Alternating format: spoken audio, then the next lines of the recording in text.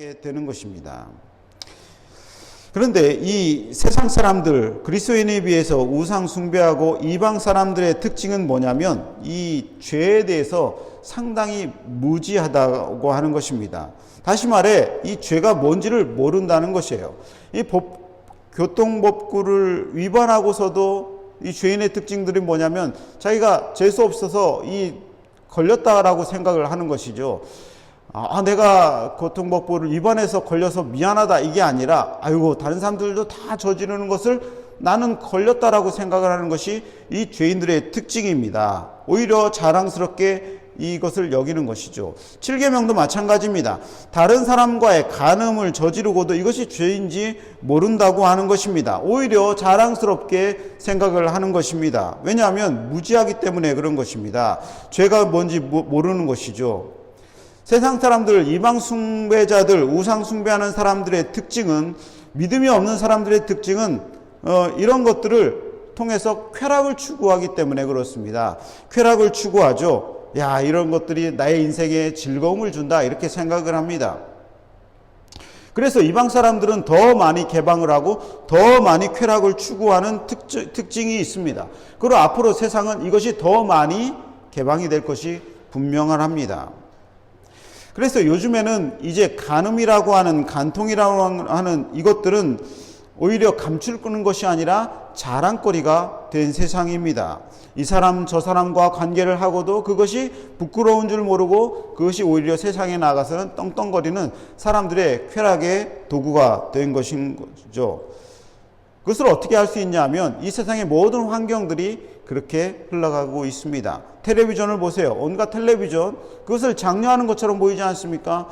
온갖 그것을 장려하고 간음하는 것들을 미화하는 텔레비전을 볼 수 있습니다. 그것의 내용이 들어가지 않으면 그것이 장사가 되지 않는 것이죠. 인터넷 보세요. 인터넷 어느 사이트 들어가면 잘못 클릭하면 우리가 상상하지 못하는 그런 사이트로 들어가게 됩니다. 핸드폰으로 얼마나 도구로 쉽게 편하게 그렇게 볼 수 있습니까? 길거리에 지나가 보면 미국은 그런지 모르겠지만 한국은 이 강남의 거리를 지나가다 보면요, 밤에 거리를 지나가지 못합니다.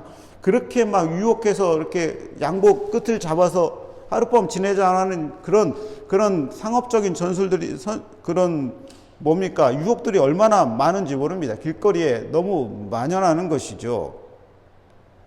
이것들이 당연한 세상이 되었습니다. 삶의 목적이 이 성적인 쾌락을 추구하는 사회가 되어버린 것이죠. 그러니까 가장 만연하고 가장 위험한 죄가 바로 이 7계명 간음이라고 하는 죄입니다.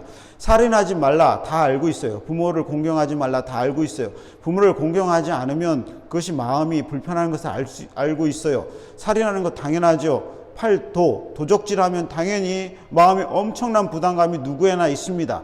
그럼에도 불구하고 이 7계명 가장 만연한 죄, 간음죄를 어디서든지 지을 수 있음에도 불구하고 짓고도, 그리고 이것들이 찔림을 받지 아니하는, 다시 말해서 불편하지 아니하는 자랑거리가 된 세상이라고 하는 것입니다. 이런 세상에서 우리는 어떻게 우리 영혼을 지킬 수 있을 것인가? 그리고 우리뿐만이 아니라 내 자녀들은 어떻게 이런 곳에서 내 자녀들의 영혼이 지켜질 수 있을 것인가는 참 우리의 큰 주제가 아닐 수 없습니다.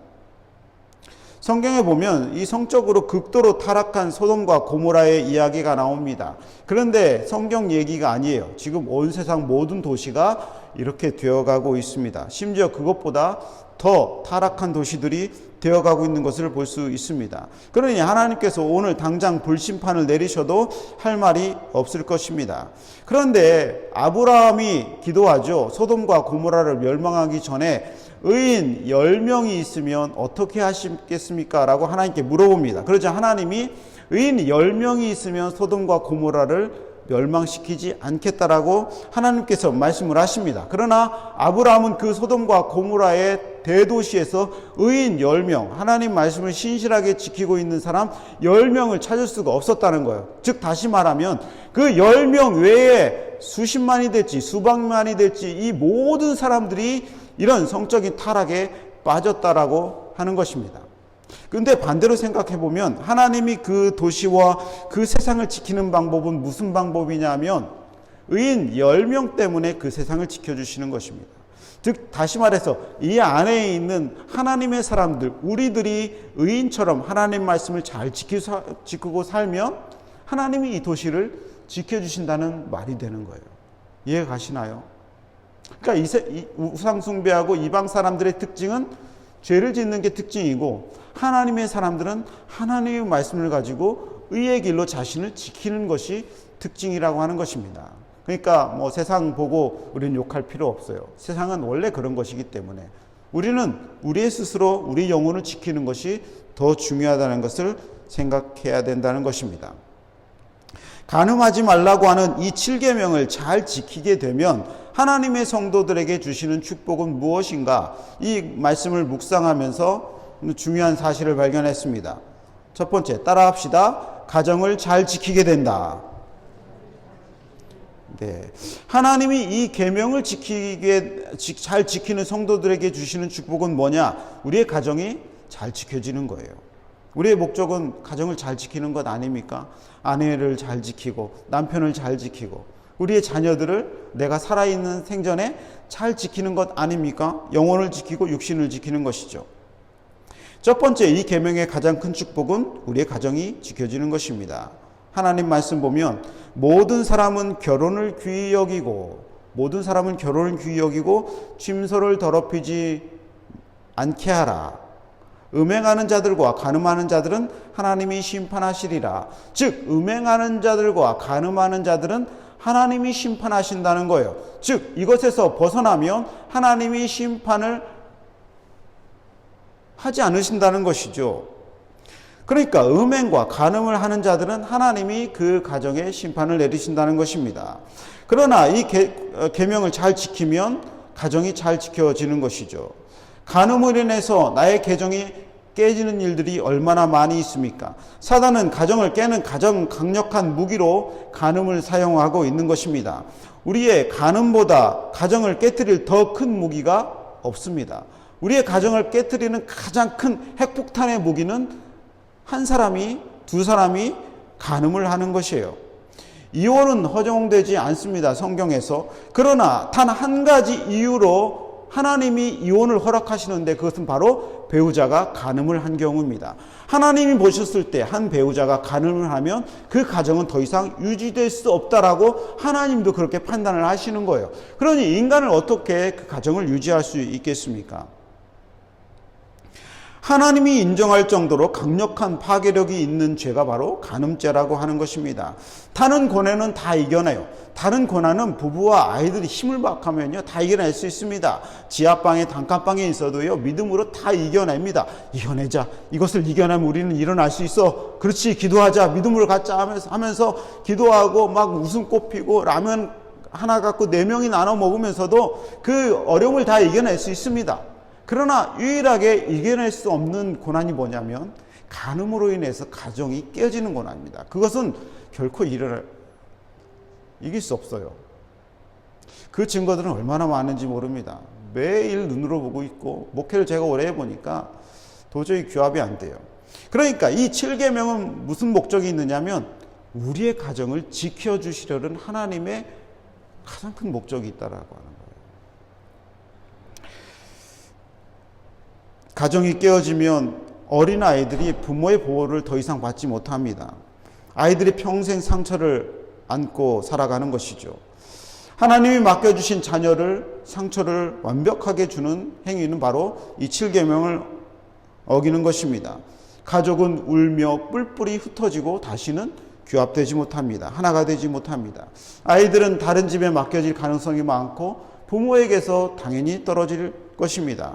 어떤 결과는 부모가 그 모델링으로서 모습을 보여주지 못할 경우, 즉 아버지가 아버지로서의 역할, 그리고 어머니가 어머니로서의 역할을 보여주지 못하는 건 상처를 준 것이 분명한데, 특별히 아버지나 엄마가 간음죄를 저질렀을 때는 그 남성성, 그 여성성이 완전히 깨지기 때문에 그 아이들은 동성애자가 될 확률이 상당히 많다는 거예요. 동성애자가 될 확률이 많은 이유는 아버지가 아버지상을 제대로 보였기 때문에 딸이 아버지를 미워하고 아들이 아버지를 미워하니까 그 남성 자체, 여성 자체를 미워하는 거예요. 그러니까 오히려 자신의 동일시하고 있는 동성에게 마음이 끌려진다는 것이죠. 이해가 되십니까? 자녀들에게 크나큰 상처를 주는 것이라고 하는 것입니다.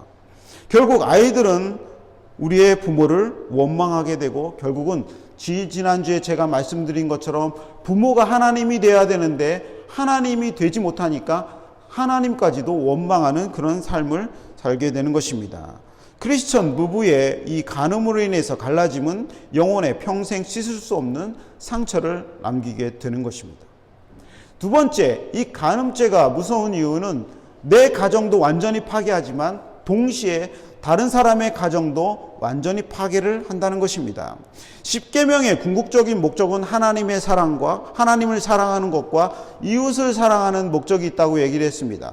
그러니까 5계명부터 10계명까지의 궁극적인 목적은 뭐냐면 이웃을 사랑하는 거예요. 그런데 이 7계명을 지키지 않음으로 인해서 완벽하게 이웃을 사랑하지 못하는 죄를 범하게 되는 것입니다. 완벽하게 이웃의 가정을 깨트리는 것이에요. 그러니까 간음은 둘이 하는 거잖아요. 그러니까 상대방의 가정도 완벽하게 깨트리죠. 나의 가정도 깨트리고 남의 가정도 깨트리는 것입니다. 그래서 우리는 하나님 말씀을 잘 지켜야 되는 것입니다. 루터는 말했습니다. 루터가 이렇게 말했어요. 하나님이 모든 제도 가운데 결혼을 으뜸으로 세우시고 남자와 여자를 달리 지으시되 성적 방종을 위해서가 아니라 서로 진실하게 대하고 생육하고 자손을 낳으며 그들을 양육해 하나님의 영광을 드러내게 하셨다. 즉 결혼을 통해서 하나님이 큰 영광을 받으신다. 그렇게 루터는 이야기를 했습니다. 그러니까 이 성직자가 제가 앞에서 말씀을 전하는 것과 동일하게 하나님이 영광을 받으시는 방법은 여러분의 가정들이 하나님께 영광을 돌릴 때에 동일한 영광을 받으신다는 거예요. 그러니까 얼마나 중요합니까? 가정에서 가정을 잘 지키고 자녀들을 잘 성장시키는 것은 하나님이 영광을 받으시는 놀라운 방법이라는 거예요. 그러니까 하나님의 교회는 제가 처음부터 얘기했죠. 하나님의 교회를 지키는 것과 하나님이 주신 가정을 지키는 것, 이게 가장 중요하다라고 제가 여기 부임할 때부터 제가 말씀을 드렸죠. 이 연장선상에 이 말씀이 있는 것입니다. 두 번째, 이 간음의 죄에 대해서 하나님이 우리에게 말씀하시는 것은 무엇일까? 첫 번째는 우리의 가정이 완벽하게 지켜지는 축복이고, 두 번째는 뭐냐면 헛된 욕망에 지배당하지 않게 되는 그런 목적이 있는 것입니다. 한번 따라할까요? 헛된 욕망에 지배당하지 않게 된다. 물론 욕망이 모든 것은 나쁜 것은 아닙니다. 하나님을 향한 거룩한 욕망도 있어요. 하나님을 덜 사랑했다. 하나님을 더 많이 사랑하겠다. 말씀을 사랑하겠다. 내가 하나님께 더 많은 헌신을 하겠다. 내가 세상에서 더 많은 재물을 모아서 하나님께 예물을 드리겠다라는 것은 그것은 거룩한 욕망이 될 수 있습니다. 그러나 인간 스스로에게서 나온 욕망들은 다 모두 쾌락을 위한 것들입니다. 우리에게 3대 욕구라고 불리는 욕망들이 있죠. 식욕, 수면욕, 그러니까 먹는 것과 그리고 자는 것과 그리고 이 성욕. 그런데 이 성욕은 우리 인간 사이에서 이 수면욕과 이 식욕에 비교되지 않는 이 쾌락을 추구하는 힘이 강력합니다. 그러니까 저도 출장을 많이 다녀봤지만, 그리고 해외를 많이 다녀봤지만, 이 남자나 여자들이나 이 출장 갈 때 이게 조심해야 돼요. 이 자유로운 시간에 참 많이 조심을 해야 됩니다. 나에게 자유로운 시간이 주어졌다 할 때 우리는 하나님 말씀을 기억해야 되는 거죠. 어떤 사람이 처음으로 출장을 갔어요. 해외로 출장을 갔다고 합니다. 출장을 갔는데 너무 설렌 거예요. 호텔방에 혼자도 있고, 나를 감시하는 아내도 없고 아무도 전화도 안 오고 혼자 있으니까 설레가지고 전화기를 딱 봤어요. 그러니까 전화기를 딱 보니까 영어로 쭉 기록이 되어 있는 거예요. 거기 있는데 보니까 영어로 마사지라고 쓰여 있는 거예요. 마사지 알죠? 이렇게 어깨 주물러 주는 게 마사지. 저게 뭔가 나도 한번 눌러볼까 하다가 고민하다가 마사지 이렇게 뚝 눌러본 거예요. 그래서 띠리링 가는데 좀 있다가 아무 소리가 안 들리는 거예요. 아무도 안 봤나? 또 눌러보는 거예요. 마사지 또 눌러봤는데 아무 반응이 없어요. 왜 반응이 없지 하고 한참 찾아보니까 메시지라고 되어 있는 게 메시지. 그러니까 이 눈이 이게 이글이글 타면요, 메시지도 마사지로 보인다는 거예요. 그러니까 메시지가 뭐예요? 누군가 메시지를 남겨야 메시지가 들리는데 아무도 안 들리는 거죠.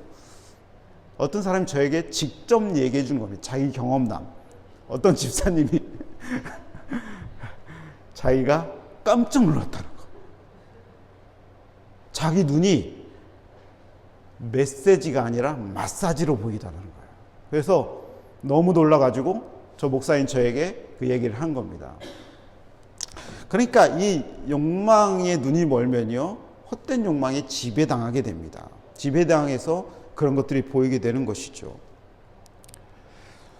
요즘 한국에도 그렇고 이 미국에도 그렇고 이 여성들의 해방 운동을 많이 합니다. 여성이 해방이 되어야 된다. 일종의 이제 페미니즘 같은 그런 여성 해방 운동이 이루어지죠. 여성 해방 운동의 가장 중심 키워드는 뭐냐면 여성이 성적인 해방이 되는 것입니다. 그러니까 여성이 성적으로 자유로워지면 여성 해방이 이루어진다는 거예요. 왜 그러냐면 과거부터 수천 년간 남자로부터 지배당한 여성이 성적으로 억압당했기 때문에 남자에게서 종속되어 있다라고 하는 거예요. 그래서 남자가 성적인 것을 주체하는 것, 주관하는 것이 아니라 반대로 여성이 성적인 주체가 돼서 남성을 지배하게 되면 여성의 해방이 일어난다는 거예요. 그래서 여성의 해방의 핵심 키워드는 뭐냐? 성적인 자유입니다. 그래서 여성들이 이것을 누리자고 하는 거예요. 그러니까 우리는 오해하지 말아야죠. 예수님은 여성과 남성은 항상 동등하게 되어 있습니다. 그리고 가정을 꾸릴 때에도 역할의 문제이지 주인 문제는 아니었다는 것을 기억해요. 그러나 세상의 악한 세력들은 여성을 억누르게 하는 것이죠. 그러나 악한 세력이 도리어 여성을 해방을 주장하면서도 그것을 이용해서 사단의 영으로 세상을 지배하는데 그것이 바로 성적인 완전한 개방입니다. 여성의 성적인 지위를 높여주는 것이죠. 그래서 여성 스스로가 성적 대상을 결정을 하는 거예요. 예전엔 남자가 결정을 했는데 여성이 결정하라는 것이죠. 이것이 바로 여성 해방 운동이라고 생각을 합니다. 그래서 교회는 여성 해방 운동, 남성 해방 운동을 완벽하게 거부하는 것이에요. 그런 것이 아닙니다.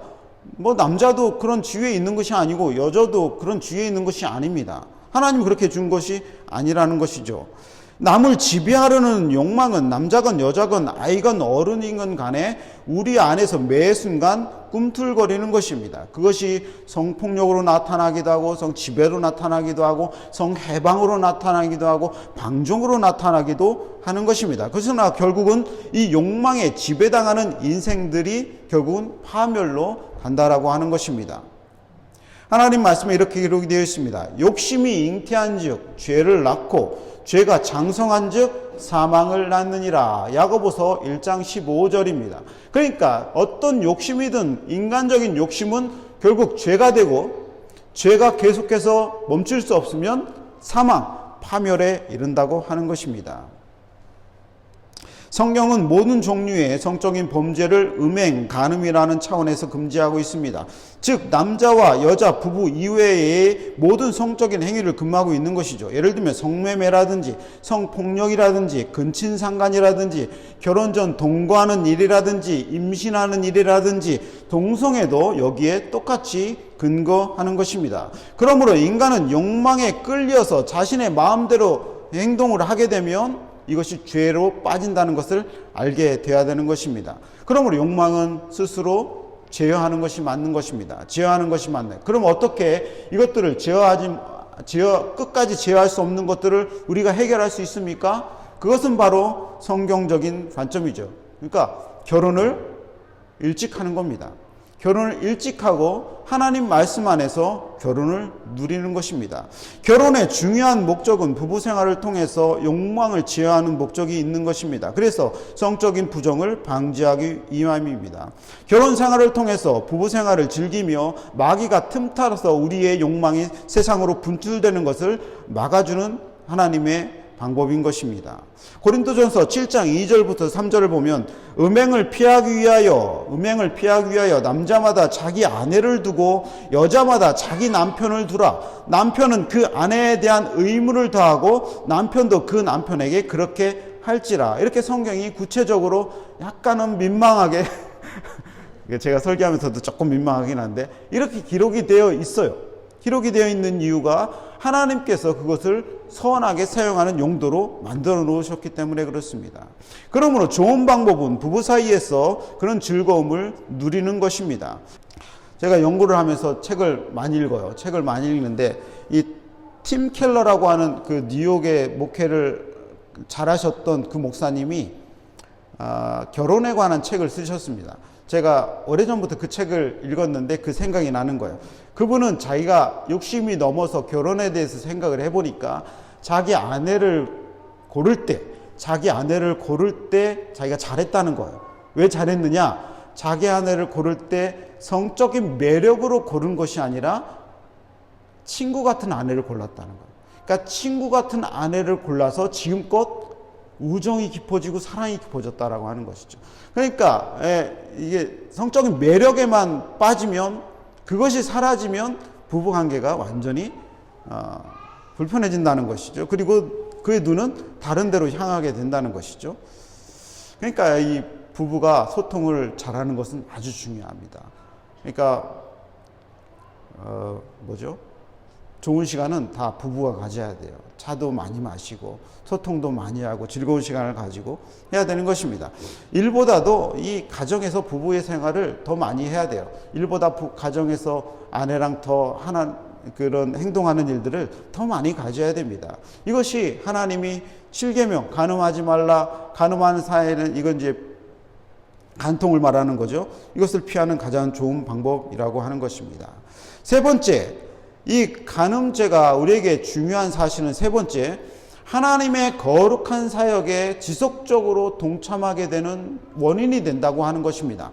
무슨 얘기냐면 하나님이 일하기에 합당한 사람, 하나님이 일을 시키기에 합당한 사람은 어떤 사람이냐? 그것은 예수님 믿어서 영혼이 깨끗해지고 그리고 평소에 거룩한 삶을 계속해서 누리는 사람, 거룩한 삶을 계속해서 유지하는 사람을 하나님이 쓰신다고 하는 것입니다. 그런 면에서 이 간음을 저지르지 아니하고 육신적으로 영혼적으로 마음이 깨끗한 사람을 하나님이 계속 마음에 두신다고 하는 것입니다. 물론 어떤 모양이든 주님께 나오면 죄 사함 받고 그분의 사랑을 받습니다. 세상에서 용서받지 못할 죄는 하나도 없어요. 하나님께 나오면 용서를 받습니다. 그러나 용서를 받고도 여전히 더러운 곳에 거하는 사람들은 하나님이 쓰시지 않는다는 거예요. 하나님이 그것이 목회자이든 그것이 다른 사람이든 아니면 사회의 지위가 높은 사람이든 어떤 사람이든 간에 하나님이 그 사람을 쓰지 않으신다고 하는 것입니다. 성도가 거룩함을 잃어버리면 하나님이 사용하지 않는다는 사실은 아주 중요한 것입니다.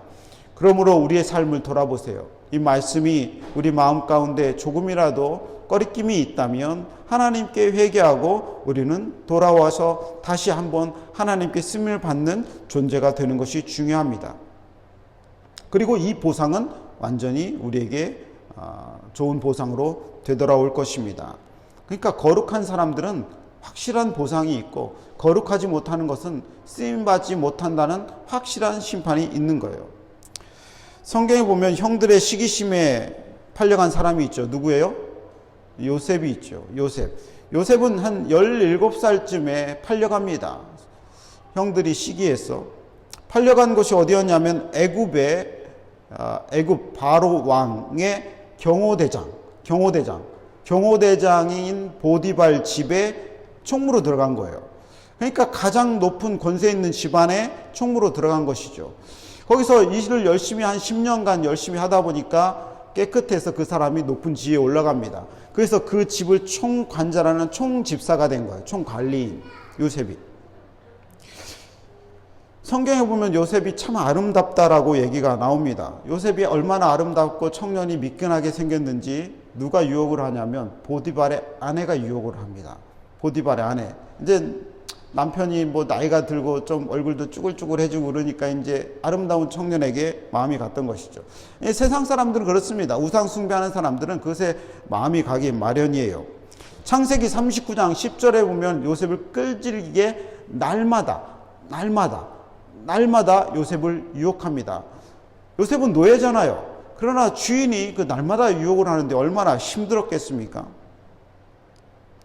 욕망이 그렇게 무서운 것이죠. 여인은 한 번에 이 욕망에 사로잡히자 그것을 얻기 위해서 날마다 때를 기다립니다. 그런데 요셉이 거기서 넘어가지 않아요. 요셉이 넘어가지 않습니다. 그러면서 창세기 39장 9절에 뭐라고 얘기를 하냐면, 이 집에는 나보다 큰 이가 없으며 주인이 아무것도 내게 금하지 아니하였어도 금한 것은 당신뿐이니 당신은 그의 아내임이라. 그런즉 내가 어찌 이 큰 악을 행하여 하나님께 죄를 지으리까? 그런즉 내가 어찌 이 악을 행하여 하나님께 죄를 지으리까? 요셉의 관점은 뭐예요? 이 일을 행하는 것은 인간의 관점이 아니라 하나님이 보시고 있는데 하나님이 큰 악으로 보신다는 거예요. 그래서 하나님 때문에 내가 이 죄를 지을 수 없다라고 거부를 하고, 그 대가가 아주 처참합니다. 그 대가에 뭐예요? 감옥에 들어가는 것이죠. 요셉이 감옥에 들어갑니다.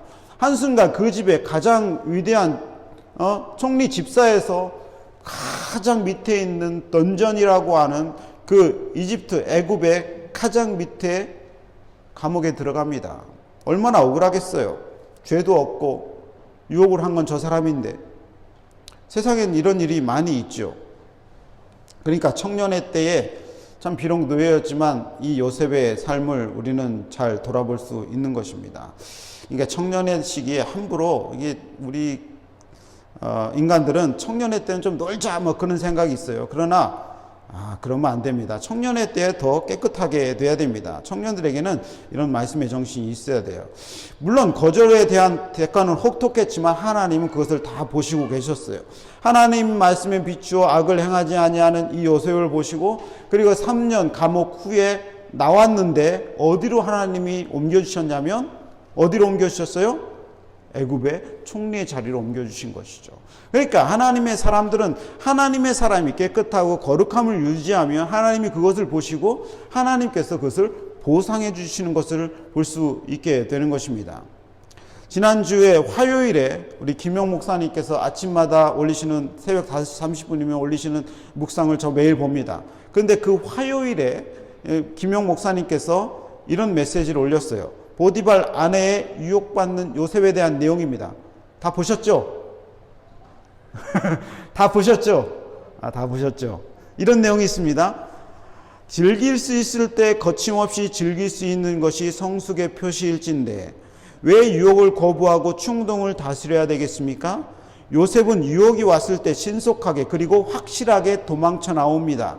비결이 무엇일까요? 먼저는 하나님 앞에 죄를 지을 수 없다는 것이었고, 그리고 잠깐의 쾌락을 위해 자기 자신을 천박한 욕정의 수렁에 빠뜨리지 않겠다는 의지 때문이었습니다. 그만큼 그는 하나님을 사랑했고 자신을 존중할 줄 알았던 것입니다. 우리 목사님이 아주 멋진 통찰력으로 말씀을 기록해 놓으셨는데 저에게 큰 은혜가 되었습니다. 그러니까 하나님이 다 보고 계셨던 것이죠. 하나님은 3년 후에 요셉을 30살에 애굽의 총리가 되게 하셨습니다. 하나님이 요셉의 그 깨끗함과 하나님께 죄를 짓지 아니하는 거룩함을 보시고 애굽의 총리가 되게 하셨던 것입니다. 하나님을 사랑하는 사람들은 자신을 더러운 곳에 두지 않습니다. 그리고 하나님은 그런 사람을 사용하시는 것입니다. 죄를 하는 사람은 무엇보다 양심에 그리고 육신적으로 깨끗해야 됩니다. 행실에서 깨끗하고 마음으로도 깨끗하고 그런 사람을 계속해서 사용하시고 더 높이 사용하실 것입니다. 결론을 맺도록 하겠습니다. 그럼에도 불구하고 때로 우리는 약한 인간이기 때문에 죄에 넘어질 수 있어요. 그러나 그때마다 하나님께 돌아오면 하나님은 그 죄를 용서하십니다. 예수님은 신약 성경에 현장에서 가늠하다 잡힌 여인을 용서하셨어요. 하나님은 용서하십니다. 그리고 회복할 기회를 주십니다.